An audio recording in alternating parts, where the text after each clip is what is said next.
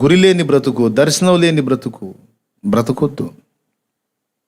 ఖచ్చితంగా నిన్ను అనేక పర్యాయాలు దేవుడు దర్శించి ఉండవచ్చు. నీ ద్వారా ఏం చేయాలని దేవుడు అనుకున్నాడో, ఆ సామర్థ్యం ఏమి ఇచ్చాడో కూడా నీకు తెలుసు. ఎందులో నీకు సామర్థ్యం ఇచ్చాడో, ఏ పని కొరకు నిన్ను నియమించాడో దాన్ని గుర్తుపట్టి దాన్ని నెరవేర్చే దిశగా ఆసక్తి కలిగి త్యాగపూరితంగా నువ్వు కదలవలసి ఉన్నది. హల్లెలూయా, హల్లెలూయా. విలియం కేరీ ఇంగ్లాండ్ దేశం నుంచి ఇండియాకు వచ్చేటప్పుడు ఒక గురి కలిగి వచ్చాడండి. దర్శనం లేకుండా రాలేదు, ఒక దర్శనంతోనే వచ్చాడు ఇక్కడికి. వచ్చిన తరువాత ఇండియా భయంకరమైనటువంటి పరిస్థితుల్లో ఉంది. ఆయన ఆలోచించాడు, దేవుని ముందు కనిపెట్టాడు. తనకు తెలియని ప్రదేశం ఇది, తనకు తెలియని భాష. ఆ ఓడ ప్రయాణంలోనే, ఆ కొన్ని నెలలలోనే భాష నేర్చుకున్నాడు, బెంగాలీ భాష నేర్చుకున్నాడు. ఇండియా గడ్డ మీద అడుగు పెడితే ఇండియా భాషలలో ఒక భాషతోనే నేను అడుగు పెట్టాలని తీర్మానం చేసుకున్నాడు. చదవండి విలియం కేరీ చరిత్ర, చదవండి. తర్వాత ఇండియాలో పరిస్థితులన్నీ చూసి ఇక ఆసక్తి కలిగి దేవుని కొరకు కష్టపడటం మొదలుపెట్టాడు. ఆయనకు దేవుడిచ్చినటువంటి కృప, భాషా పరిజ్ఞానం, అందులో ఆయనకు దేవుడు సామర్థ్యం ఇచ్చాడని గుర్తుపట్టాడు. ఏ ప్రాంతానికి వెళ్ళినా ఒట్టిగా వెళ్లకుండా, ఏ రాష్ట్రానికి వెళ్ళినా ఒట్టిగా వెళ్లకుండా ఆ రాష్ట్ర భాషలో లేదా అక్కడ స్థానిక భాషలలో బైబిల్ పరిశుద్ధ గ్రంథాన్ని తర్జుమా చేసి నేను ఇవ్వగలిగితే చాలు, తర్జుమా చేసి ఇవ్వగలిగితే చాలు. ఆ పరిశుద్ధ గ్రంథం, ఆ గ్రంథంలో జీవవాక్కు అనేక మందిని సంధిస్తుందని ఆ విషయమై దీక్షభూని దాదాపు 40 రకముల భాషలలో బైబిల్ తర్జుమా చేయటానికి నడుం కట్టాడు. ఆయా భాషా పరిజ్ఞానం కలిగినటువంటి వ్యక్తులతో కలుసుకొని వాళ్ళ కోసం కష్టపడి వాళ్ళని సమకూర్చి వాళ్ళతో ఆయన కూడా మాట్లాడి స్థానిక భాషల్లోనికి క్రొత్త నిబంధన, పాత నిబంధన మొత్తం కలిపి దాదాపు 40 భాషలు అని చెప్తారు, కొంచెం అటు ఇటుగా. అన్ని భాషల్లో నీకు పరిశుద్ధ గ్రంథాన్ని తర్జుమా చేసి అప్పచెప్పాడు ఇండియాలో.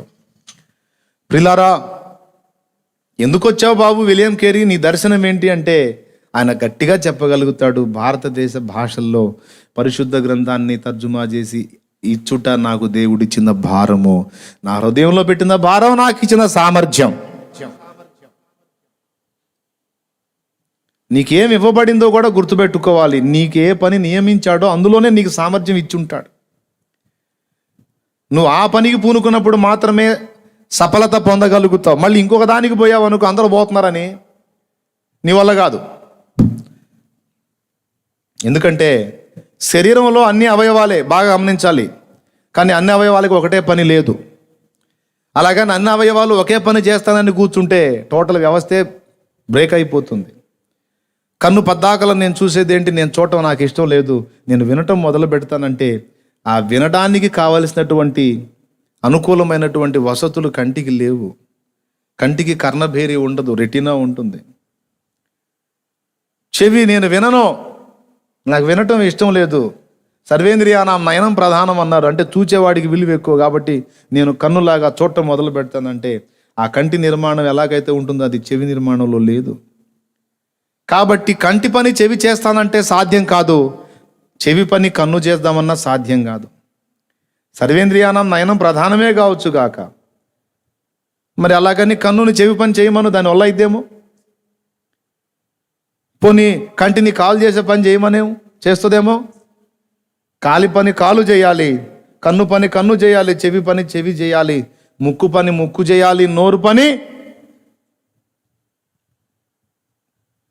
కాబట్టి ఎవరికి ఏ విషయంలో సామర్థ్యం ఇవ్వబడిందో గుర్తుపట్టాలి. నీ మీదున్న ప్రణాళికను బట్టి దేవుడు నీకు సామర్థ్యం ఇస్తాడు. ఇంకొక విషయం కూడా చెప్తానండి, అందులో నువ్వు మాత్రమే సరిగ్గా న్యాయం చేయగలుగుతావు. మళ్ళీ ఆ పనిలో ఇంకొకటి చేయలేడు, ఎందుకంటే వానికి ఆ సామర్థ్యం ఇవ్వబడలేదు. దేవునికి మహిమ కలుగును గాక. హల్లెలూయా. అందరూ కలిసి ఒకే పని చేస్తున్నారు, నేను కూడా అదే పని చేస్తానంటానికి లేదండి. సార్వత్రిక సంఘం మొత్తంలో కూడా ఈ భేదం మనకి ఈజీగా అర్థమవుతుంది. అన్ని సంఘాలు ఒకే విధంగా ఉండవు, మీరు కావాలంటే చూసుకోండి. ఒక్కొక్క సంఘం ఒక్కొక్క టైపులో ఉంటుంది. ఆ సంఘాలను ఎంత మార్చి అన్నీ ఒకే మెట్లోకి తీసుకొద్దామని మనంతా జుట్టు బీక్కున్న అయ్యేది కాదు అది. ఎందుకు అంటే ఇప్పుడు అన్ని సంఘాలు కూడా పరిపూర్ణ స్థితిలోనికి రావాలి, అన్ని సంఘాలు అన్ని విషయాల్లో పరిపూర్ణత సాధించాలని మనం కోరుకుంటాం. మంచిదే, కోరిక మంచిదే, ప్రార్థన కూడా చేద్దాం, మంచిదే. కానీ సార్వత్రిక సంఘం మొత్తం కూడా ఒక్కటే అవయవము కాదు. ఇక్కడ మనం అసలు విషయాన్ని గుర్తుపెట్టుకోవాలి. సార్వత్రిక సంఘం మొత్తం కలిపి ముక్కు, కళ్ళు, చెవి, నోరు, కాళ్ళు, చేతులు, పొట్ట, ఏమండి తల, ఇవన్నీ కలిగి ఉన్న ఒక కన్య. సార్వత్రిక సంఘం అంటే ఓన్లీ కన్నే కాదు, చెవి కూడా, ముక్కు కూడా, నాలుక కూడా, తల వెంట్రుకలు కూడా, చేతులు కూడా, కాళ్ళు కూడా. కాబట్టి సార్వత్రిక సంఘం అంటే ప్రపంచవ్యాప్తంగా ఉన్న క్రైస్తవ సంఘంలో కొన్ని సంఘాల్లో చెవు తయారవుతుంది, కొన్ని సంఘాల్లో ముక్కు తయారవుతుంది, కొన్ని సంఘాల్లో కళ్ళు తయారవుతున్నాయి, కొన్ని సంఘాల్లో లోపల ఉండేటువంటి ప్రధాన అవయవాలు మెదడు కావచ్చు, గుండె కావచ్చు, ఊపిరితిత్తులు కావచ్చు, కిడ్నీలు కావచ్చు, పైకి కనబడే అవయవాలు ఎంత ప్రాముఖ్యమో లోపల ఉండేటువంటి అవయవాలు ఇంకా ముఖ్యమైనవి. గుండె ఉంది, అది ఆగిపోయిందంటే కన్ను ఒకటి పోయినా ఇబ్బంది లేదు, రెండు పోయినా ఇబ్బంది లేదు, చేతులు రెండు పోయినా ఇబ్బంది లేదు, కాళ్ళు రెండు పోయినా ఇబ్బంది లేదు. బయట కనపడే అవయవాలు ఒకవేళ కొన్ని మిస్ అయినా ఇబ్బంది లేదు, కానీ లోపల ఉండే మెదడు, గుండె మాత్రం. కాబట్టి హృదయం చాలా ప్రాముఖ్యం, గుండె చాలా ముఖ్యమైన అవయవం, మెదడు ముఖ్యమైన అవయవం. కిడ్నీలు ఒకటి పోయి ఒకటి ఉన్నా ఇబ్బంది, నడుస్తుంది, చిన్నగా వ్యవస్థ నడుస్తుంది. అట్లాగా టోటల్ సార్వత్రిక సంఘం అంతా ఒకే అవయవం తయారు చేద్దామంటే అయ్యేది కాదు అని నాకు ఎప్పుడూ అర్థమైపోయింది. అందుకే ఎంతన్నా చెప్పు, ఇక అక్కడ అదే సరుకు తయారైంది, ఇంకో సరుకు తయారు కాదు. ఇక దానికి అక్కడ ఇప్పుడు చెవి స్థానంలోకి ఎవడు పోవాలో, ఏ సంఘంలో చెవి తయారవుతుందో, ఏ సంఘాల్లో చెవి తయారవుతుందో, ఇక అక్కడ చెవి బ్యాచ్ అంతా అందులో చేరతారన్నమాట. ఏ సంఘంలో కన్ను తయారవుతుందో కంటికి సంబంధించిన విలువలు కలిగిన వ్యక్తులందరూ అందులో చేరతారన్నమాట. ఏ సంఘంలో బ్రెయిన్ తయారవుతుందో, అర్థమైందా, బ్రెయిన్ తయారవుతుందో ఇక బ్రెయిన్కి సంబంధించినటువంటి వ్యక్తులు, ఆ స్థాయి వ్యక్తులు, ఆ కొలతలు కలిగిన వ్యక్తులందరూ కూడా అందులోకి చేరిపోతారన్నమాట. ఇట్లా టోటల్ సార్వత్రిక సంఘం మొత్తం కూడా అవయవాలు నిర్మాణం జరుగుతుంది. కొన్ని సంఘాల్లో గోళ్ళు తయారవుతున్నాయి, కొన్ని సంఘాల్లో వెంట్రుకలు తయారవుతున్నాయి, కొన్ని సంఘాల్లో ముక్కు తయారవుతుంది. ముక్కులు అంటే కాదు, మళ్ళీ అనేక ముక్కులు అవుతుంది. సంఘవధు ఒకతే కదా, కాబట్టి ముక్కుకు సంబంధించినటువంటి బ్యాచ్ కొంతమంది ఉంటారు అన్నట్టు. అర్థమైందా మీకు? లైవ్లో ఉన్న వాళ్ళకి అర్థమైందో కాలేదో, అర్థమైతే సంతోషం, దేవునికి మహిమ కలుగును గాక. ప్రియులారా, కాబట్టి అసలు దేనిలో మనకి దేవుడు సామర్థ్యం ఇచ్చాడో ఫస్ట్ దాన్ని గుర్తుపట్టాలి. సువార్త చెప్పటంలో నీకు దేవుడు సామర్థ్యం ఇస్తే నువ్వు అందులోనే రాణిస్తావు. కాపరిత్వంలో దేవుడు నీకు సామర్థ్యం ఇచ్చి నలుగురిని బ్యాలెన్స్ చేయగలిగేటువంటి నాణ్యమైనటువంటి జ్ఞానం నీకు దేవుడు ఇవ్వగలిగితే నువ్వు అందులో రాణిస్తావు. కాబట్టి దేవుడు ఎందుకు పిలిచాడో, ఏ పనికి పిలిచాడో ఫస్ట్ తెలుసుకోవాలి. పనికి పిలిస్తే దానికి సంబంధించిన సామర్థ్యం కూడా దేవుడు అనుగ్రహిస్తాడు. ఇంకా అదనపు శక్తి కూడా నువ్వు కోరవచ్చు దేవుని దగ్గర నుండి. ఆత్మ సంబంధమైన వరములను ఆసక్తితో అపేక్షించండి, మరి ముఖ్యముగా ప్రవచన వరమును అపేక్షించండి అన్నాడు కదా. అట్లా కొన్ని నువ్వు అడిగితే అదనంగా కూడా దేవుడు ఇస్తాడు. నీకు ఇచ్చిన సామర్థ్యమే కాక అదనంగా కూడా దేవుడు నీకు ఇచ్చే అవకాశం ఉంది. నేను చెప్పే విషయాల్లో చాలా స్పష్టంగా ఉన్నాను, మీరు కూడా అలాగే స్పష్టంగా అర్థం చేసుకోవాలని కోరుకుంటున్నాను. ఓకేనా? తర్వాత ఇవ్వబడినది ఏందో, ఎందులో సామర్థ్యం ఇచ్చాడో అది గుర్తుపట్టగలిగితే ఇక దానికోసం నువ్వు చేసే త్యాగం, ప్రయాస తప్పక ఫలిస్తుంది. నీకు దేవుడు ఏ సామర్థ్యం ఎందులో ఇవ్వలేదో అందులోగా నువ్వు వెళ్ళి చేయడానికి పూనుకున్నావంటే నీ వల్ల కాదు. నువ్వు ఎంత తిప్పలు పడినా అది నువ్వు సాధించలేవు. కొంతమంది మరి సువార్థికుని పిలుపు వాళ్ళకు ఉందనుకో, వాళ్ళు కాపర్లుగా ఉండాలని ప్రయత్నిస్తారు. ఎంత కష్టపడి సమకూర్చినా అది ఉండేది కాదు, నిలవదు. ఎంతో నిరుత్సాహం, నిరాశ, కృంగుబాటు. నేను చెప్తున్నాను, ఒకవేళ నిన్ను నిజంగా ఆ పనికి పిలిచాడా దేవుడు? ఒకవేళ పిలిస్తే చాలా తక్కువ స్థాయిలో ఒకవేళ ఉన్నా కూడా ఏం చింతపడక్కర్లేదు. నువ్వు ప్రయాసపడితే తప్పకుండా దేవుడు దాన్ని భవిష్యత్తులో ముందుకు తీసుకెళ్తాడు. ఒకవేళ నిన్ను వేరే పనికి దేవుడు పిలిచుంటే నువ్వు ఆ పనికి పూనుకుంటే నువ్వు తల్లకిందులుగా తపస్సు చేసిన ఏదో కొద్దో గొప్ప కృపగల దేవుడు ఏదో కొద్దో గొప్ప వాడుకోవచ్చు కానీ ఆయన ఆశించినటువంటి పని నీ ద్వారా నువ్వు పూనుకొని జరిగించకపోతే మాత్రం ఆయన నిన్ను బట్టి తృప్తి చెందడు. నువ్వు చేసే పనికి పూర్తిగా కోఆపరేట్ చేయలేడు ఆయన. నేను ముక్కుగా చేశాను, నువ్వు కంటిలాగా ఉంటానంటే ఎట్ట కుదురుతుంది? నేను ముక్కుగా చేశాను, కంటిలాగా నువ్వు చూడటానికి ట్రై చేస్తే కాదు. లేదు ప్రభా, అందరూ కన్నులాగానే ఉంటున్నారు, నేను కూడా కన్నే అవుతానంటే కాదురా బాబు అంటాడు. దేవుడు నిన్ను దేనికి నియమించాడో ఆ విషయంలో స్పష్టత ఉండాలి. ఏ పనిలో సామర్థ్యం కలిగించాడో అందులో స్పష్టత ఉండాలి. విలియం కేరీ వచ్చాడు ఇండియాకి, నాకు దీనిలో సామర్థ్యం ఇచ్చాడు దేవుడు, ఇదంతా కూడా నేను నెరవేరుస్తాను. ఆ పనికి పూనుకున్నాడు. దానికోసం బిడ్డల్ని కోల్పోవడానికి ఇష్టపడ్డాడు, భార్యను కోల్పోవడానికి ఇష్టపడ్డాడు, ఆస్తి తనకున్న సంపద కోల్పోవడానికి ఇష్టపడ్డాడు, స్వజనుల్ని కోల్పోవడానికి ఇష్టపడ్డాడు. చివరికి దేవుడు చిత్తం నెరవేర్చి ప్రాణాలు వదిలేడు ఆ మహానుభావుడు. పౌలు అదేవిధంగా తనకు దర్శనం కలిగి పని చేశాడు. ఆ దర్శనం నెరవేర్చడానికి ఆసక్తి కలిగి త్యాగపూరితంగా కష్టపడ్డాడు. ఇలాగ ఏ భక్తుడైనా చూడు, మోషే విషయం తీసుకోండి మీరు. ఏ పని కొరకు దేవుడు మోషేని ఎన్నుకున్నాడో, పిలిచాడో ఆ పని అక్షరాల నెరవేర్చాడు. తర్వాత అహరోను పని మోషే తీసుకోలా. ప్రభువా, మరి యాజకత్వం ఎవరి పని అంటే అది అహరోను పని అన్నాడు. అహరోనుకు ఆ పని అప్పజెప్పేశాడు. ఎవరికి ఏ పని అప్పగింపబడిందో అందులో వారికి సామర్థ్యం ఇవ్వబడిద్ది. అందులో వారు మాత్రమే రాణించగలుగుతారు, ఇంకొకరు రాణించలేరు. కాబట్టి ఆ సామర్థ్యం నీకు దేవుడు అనుగ్రహించి ఉన్నట్లయితే ఇప్పటికే నీకు అది వచ్చి ఉంటుంది, గుర్తు చేసుకో. కొంతమంది ఈ విషయాలే పట్టించుకోవటంలా. అసలు ఇదొకటి ఉంది, నేను దేవుని పని చేయాలి అన్న ఒక లక్ష్యం ఉంది అనే ఆలోచనే పట్టించుకోవటంలా. మారు మనసు పొంది బాప్తిస్మం పొంది పరలోకానికి రెడీ అయితే చాలిక అంటే ప్రతివానికి ఇచ్చుటకు జీతము నా యొద్ద ఉన్నది అన్నాడు. మరి జీతం తీసుకొచ్చేవాడు పని చెప్పడా అనేది నా ప్రశ్న. పని చెప్పనప్పుడు జీతం ఎందుకు? జీతం తెచ్చేవాడు ఏదో పని అప్పచెప్పుంటాడుగా.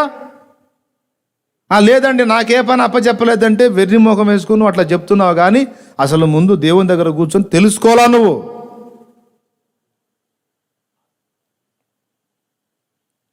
ఒక గ్రామంలో నువ్వు ఉన్నావు, ఆ గ్రామం దర్శనం ఉందా నీకు? ఈ గ్రామాన్ని రక్షించుకోవాలి నేను అనే దర్శనం నీకుంటే ఇక ఆసక్తి, త్యాగం రెండూ స్టార్ట్ అవుతాయి. ఆ గ్రామస్తుల రక్షణ కోసం నువ్వు రోజు మానక బలిపీఠం మీద నీ కన్నీళ్లు కార్చుతావు. దేవుని బలిపీఠం మీద ప్రతిదినం విజ్ఞాపన ధూపం వేస్తావు. నంబర్ 1. నంబర్ 2, వారికి సువార్త ప్రకటించడానికి ఏ చిన్న అవకాశాన్ని కూడా పోగొట్టుకోకుండా వినియోగించుకుంటావు. 2. నంబర్ 3, దేవుని ప్రేమను వారికి క్రియలలో చూపించి వాళ్ళని ఏ విధము చేతనైనా. నంబర్ 4, నీ సాక్ష్యాన్ని పరిమళింపజేసుకొని సత్సాక్ష్యము కలిగి వారి మధ్య బతుకుతావు. ఒక ప్రాంతాన్ని గురించి నీకు దర్శనం ఇస్తే ఈ ప్రాంత ప్రజలకు నేను రక్షణలోకి నడిపించాలి, ఈ ప్రజల్ని విమోచనలోకి తీసుకొని రావాలి, నాకు ఈ గ్రామం విషయమై లేదా ఈ పట్టణ విషయమై, ఈ జిల్లా విషయమై, ఈ రాష్ట్రం విషయమై నాకు దర్శనం ఉంది, నాకు భారం ఇచ్చాడు గనుక నేను దాన్ని నెరవేర్చడం కోసం నేను త్యాగం చేయాలి, కష్టపడాలి. దానికి సంబంధించిన విజ్ఞాపనల మూల్యం నేను చెల్లించాలి, ప్రార్థనల మూల్యం. నువ్వు ఇంత ఆశించి ఇంత ప్రార్థన మూల్యం చెల్లిస్తే కాదు తమ్ముడు, నువ్వు ఇంత ఆశించిన దానికి తగ్గట్టు ఇంత ప్రార్థన మూల్యం చెల్లించాలి. మనం చెల్లించిన అమౌంట్ని బట్టి వస్తువు మనకు అనుగ్రహింపబడిద్ది. మనం చెల్లించే ప్రార్థన మూల్యాన్ని బట్టే మనకు ఫలితం ఉంటుంది. ఇక మానవ తెలివితేటలతో మనం ఎన్ని యుక్తులు శక్తులు ప్రదర్శించినా అయ్యేది కాదో. చేయాల్సింది దేవుని పని, జరగాల్సింది దేవుని పని. అది మానవ హస్తాలతో జరిగేది కాదు. దేవుని పని దేవుని హస్తంతో జరిగితే మాత్రమే సక్సెస్ అవుతుంది. అది మాత్రమే విజయం సిద్ధింపజేస్తుంది. కాబట్టి నిన్ను ఎందుకు నియమించాడు అంటే ఆయన హస్తము కదిలి అక్కడ కార్యము చేయునట్లు, నువ్వు ఒక పాత్రగా ఉండునట్లు, విజ్ఞాపనకర్తవే విజ్ఞాపన చేయునట్లు, ఆ ప్రజల కొరకు భారముతో కన్నీరు గార్చున్నట్లు నిన్ను దేవుడు ఏర్పరచుకున్నాడు. నీ పని ఏమిటంటే, దేవా నీ మహిమని ఇక్కడ కనపరచు, నీ శక్తిని ఇక్కడ దించు. ఈ ప్రజలు దర్శింపబడాలి ప్రభువా, రక్షింపబడాలి ప్రభువా, వాళ్ళ మనోనేత్రాలు వెలిగింపబడాలి ప్రభువా. నేను చెబితే ఎవడు వింటాడు తండ్రి? అందుకే ఇదిగో ప్రార్థించుచున్నాను, నీవు కదిలించు ప్రభువా, నీవు దర్శించు ప్రభువా, నీవు మాట్లాడు ప్రభువా. ఈ ఆత్మలు నశించిపోకూడదు నాయన, కార్యము చెయ్యి అని నీ మొర్ర, నీ విజ్ఞాపన రోజు వారి కొరకు దేవుని సన్నిధికి వెళుతుంది. నీకు దర్శనం ఉంటే నీ హృదయంలో భారం పెడతాడు దేవుడు. ఆ భారం నిన్ను కుదురుగా ఉండనీయదు. ప్రార్థనకు రేపుతుంది. మొట్టమొదట దేనికి రేపుతుంది? ప్రార్థనకు రేపుతుంది. రెండవది ప్రకటనకు రేపుతుంది. సువార్త ప్రకటించడానికి రేపుతుంది. ఏ అవకాశం కూడా పోనీయో, ముందు వినియోగించి ముందు ప్రకటించడం మొదలు పెడతావు. అది కూడా శక్తిహీనమైన ప్రకటన కాదు, ప్రార్థన చేత తడిసిన ప్రకటన, ప్రార్థన విజ్ఞాపనల చేత శక్తివంతము చేయబడిన ప్రకటన, సువార్త ప్రకటన. పసలేని ప్రకటన కాదు. పసలేని ప్రకటన అంటే ఏంటో తెలుసా? జ్ఞానం, తర్కం, సబ్జెక్ట్ అన్ని తలకాయలో పెట్టుకొని ప్రార్థన ద్వారా ప్రభువు మీద ఆధారపడకుండా మానవ జ్ఞానంతో, శాస్త్రీయ విజ్ఞానంతో మాట్లాడటం, అది పసలేని ప్రసంగం.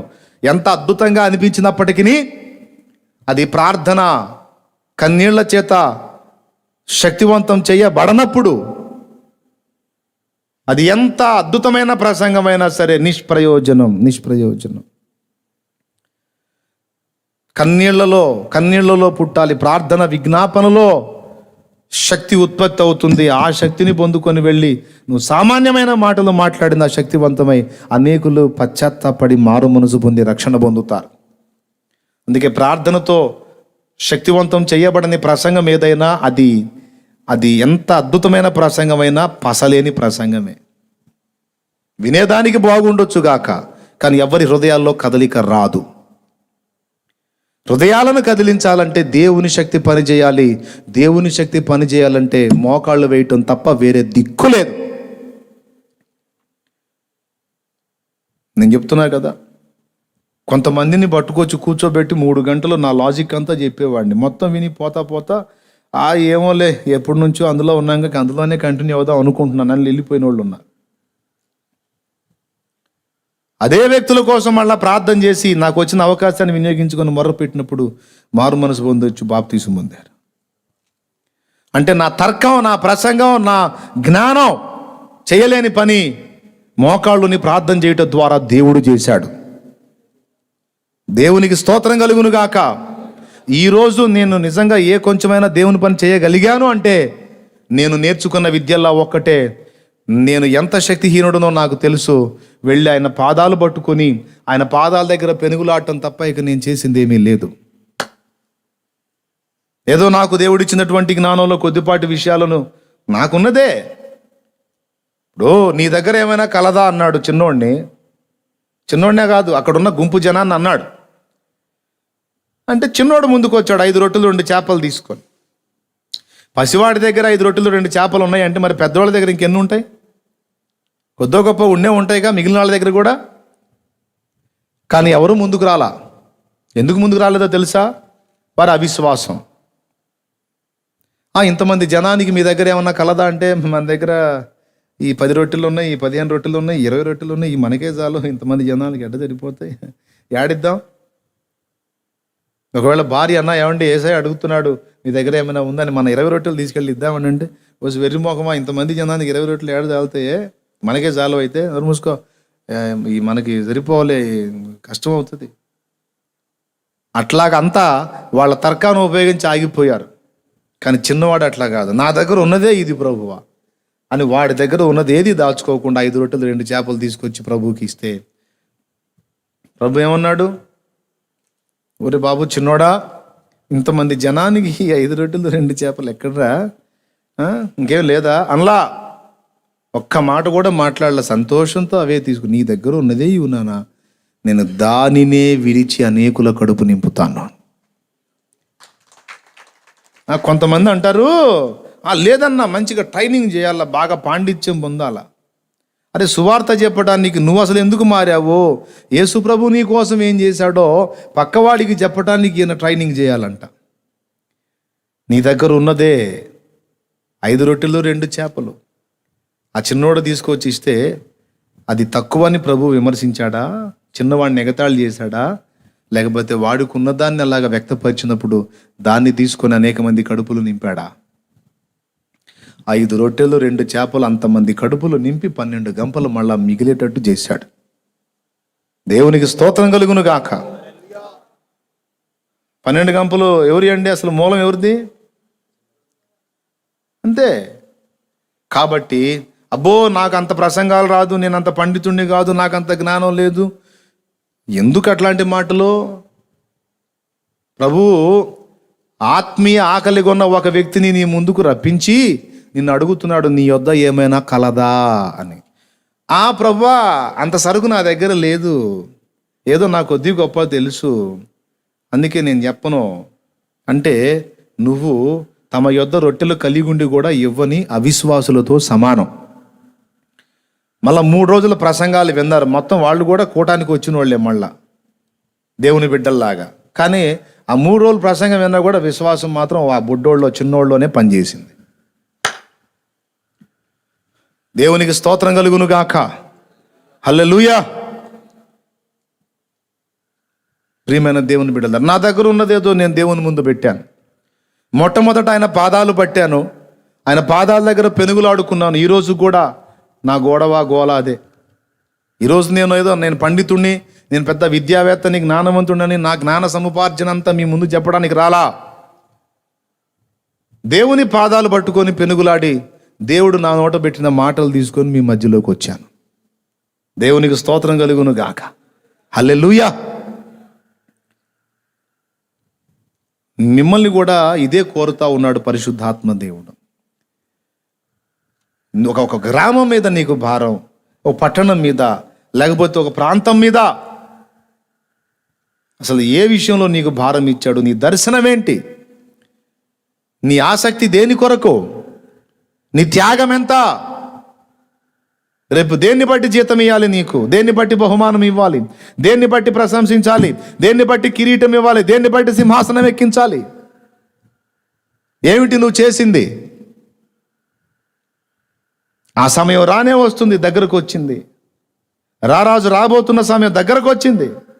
ఇంకెంతకాలం బాధ్యత లేకుండా, దర్శనం లేకుండా, గురి లేకుండా, ఆసక్తి లేకుండా, త్యాగం లేకుండా విలువ లేని బతుకుతావు? సమాజంలో బాగా విలువ కలిగి సంపాదిస్తున్నట్టు మంచి వస్త్రాలు కట్టి మంచిగా కారు హంగుల్లో తిరుగుతున్నావేమో. ఇదంతా తుచ్చమైంది ఇక్కడుండే 4 రోజులు. రేపు నిత్యత్వం అంతా కూడా ప్లాట్ఫారం బతుకు బతకాల్సి వచ్చింది. అది గుర్తుపెట్టుకోండి దయచేసి, అందరూ గుర్తుపెట్టుకోండి. నువ్వు క్రైస్తవుడివి, మంచి చదువుకున్నవాడి, మంచి జ్ఞానవంతుడివి, ఏం చేస్తున్నావు నువ్వు దేవుని కొరకు? నీ దర్శనం ఏంటి? అసలు దర్శనం ఉందా నీకు? ఒక గురి ఉందా? ఒక లక్ష్యం ఉందా? ఒక భారం ఏదన్నా ఉందా నీకు? ఇలాగా విలియం కేరీ లాగా, పౌల్ లాగా చెప్పాలనుకుంటే బోల్డ్ అంతమందిని. నాకు కూడా ఒక దర్శనం ఉంది, నాకు ఒక విజన్ ఉంది, నాకు ఒక భారం ఉంది. అన్యజనులకు సత్యం బోధించాలి, అన్యజనుల్ని రక్షణలోకి నడిపించాలి, వాళ్ళకి అపోస్తలులకు ఒక్కసారి అప్పగింపబడిన బోధంతా వంటబట్టించాలి, వాళ్ళని ఆత్మీయంగా పెంపొందించి ఆత్మీయ నాయకులుగా తీర్చిదిద్ది వాళ్ళని అనేక ప్రాంతాలకు మిషనరీలుగా పంపించాలి. అనేక ప్రాంతాల్లో, మారుమూల గ్రామంలో సైతము సత్యబోధ ఉండాలి. మాదిరికరమైన జీవితం, ప్రార్థనాపరుడైన, యథార్థవంతుడైన, భక్తిపరుడు కూడా వెళ్ళాలి. ఇది నా భారం, నా దర్శనం, నా లక్ష్యం. దేవుని కృపతో కొంతమేర ఆ పని జరిగింది, జరుగుతుంది, ఇంకా జరగబోతుంది. దేవుని చిత్తంలో క్లారిటీ ఉంది నాకు. దానికి కావాల్సిన సామర్థ్యం కూడా ఆయన కృపతో నాకు అనుగ్రహించాడు. ఇంకా కొంత నేను అడిగి పొందుకోవాల్సి ఉంది, ఇంకా అదనంగా పొందుకుంటాను. దేవుడు ఇస్తాడు అది కూడా. పిలిచినవాడు నమ్మదగినవాడు. పని చేయరా అని చెప్పి కోత కొయ్యమన్నాడు, కొడవలు ఇవ్వడా? చేతులతో కొయ్యమంటాడా? కోత కొయ్యమని పిలిచినవాడు కొయ్యటానికి కావలసిన ఆయుధాలు ఆయనే ఇస్తాడు, అవకాశాలు ఆయనే ఇస్తాడు. ఎంతమందికి ఇది స్పష్టంగా ఉందో నాకైతే తెలియదు, కానీ ఈ విషయాన్ని మాత్రం మీరు ఖచ్చితంగా సీరియస్గా తీసుకొని అవసరమైతే అంశాన్ని మళ్ళీ వినండి, తప్పేం లేదు. మైండ్లో పర్ఫెక్ట్గా ఫీడ్ అయిపోతుంది. ఒకవేళ నీకు ఇంతవరకు స్పష్టత లేకపోతే మోకాళ్ళు నీ ఇప్పుడే దేవుడిని అడుగు, ప్రార్థన చేసి, దేవా నాకు అసలు ఏంటి ప్రభువా, నా పట్ల నీకున్న ఉద్దేశం ఏంటి, నీ ప్రణాళిక ఏంటి, ఏం చేయాలి, నాకు స్పష్టపరచు తండ్రి, నాతో మాట్లాడయ్యా. ఎందులో నాకు సామర్థ్యం ఇవ్వబడింది, నేను నీకు ఎలా ఉపయోగపడగలను.